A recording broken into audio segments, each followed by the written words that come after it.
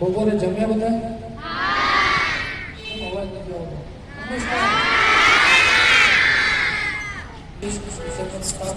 ખૂબ ખૂબ આભાર કે અમને આજે આ ટ્રેનિંગ આપવા માટે અહીંયા ઇન્વાઇટ કર્યા અને આપની સમક્ષ જે કંઈ પણ અમે કરીએ છીએ એ રજૂ કરવાનો એક મોકો આપો.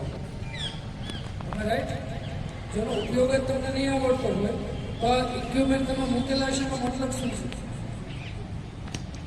તો એનું એક બેસિક નોલેજ આપણે આજે લઈશું કે કઈ રીતે તેનો ઉપયોગ કરી અને એક અને માણસો આમ કેમ ભાગે છે.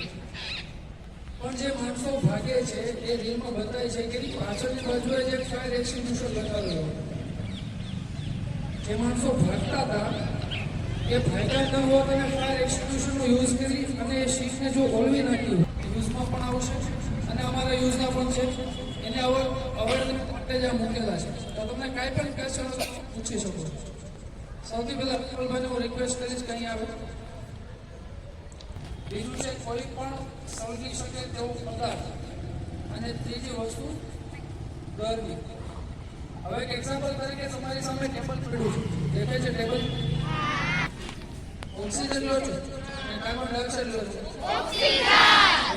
તો તમે બધા જીવિત પ્રાણીનો મતલબ જે એટમોસ્ફિયર છે, જે વાતાવરણ છે એમાં ઓક્સિજન પણ છે. હવે શું નથી કે જે હું વચ્ચે મૂકું તો એમાં આગ લાગે? શું નથી?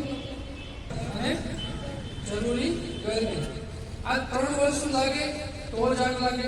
આ ત્રણ વસ્તુમાંથી કોઈ પણ એક વસ્તુ હટાવી દે તો પણ આગ આપોઆપ ઓલવાઈ જશે.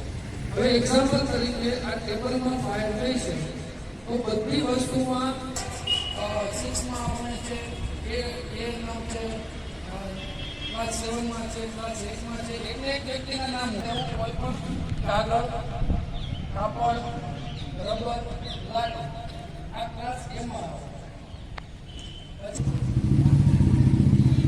સિલિન્ડરમાં કયો ગેસ હોય છે? તો સળગી શકે કોઈ પણ મેટલમાં ફાયર થાય છે, લોખંડ છે, લોખંડમાં ફાયર થાય એવું લાગે છે પણ એનું પરિબળ બને છે જ્યારે લોકો. તો હવે માઇન્ડમાં સ્ટ્રાઇક થાય એક ક્લાસ એટલે સરે કીધું ટ્રેનિંગ કીધું ત્યારે એક ક્લાસ એટલે સોલિફાયરની અંદર કાગળ તો એક્ઝિક્યુશન છે બ્લુ કલરનો બેલ છે. હવે એને ઓપરેટ કઈ રીતે કરવાનું? તમારી પાસે પિન શોર્ટ પાછળની બાજુ yellow colour pull the pin pin છે ને કેવી પછી આવે છે એ મતલબ એ જે હવે એને ખબર છે મોટા થઈને શું કરવું છે આવો શું છે રાઈટ. તો એ મતલબ સ્ક્વીઝ સ્ક્વીઝ એટલે દબાવો.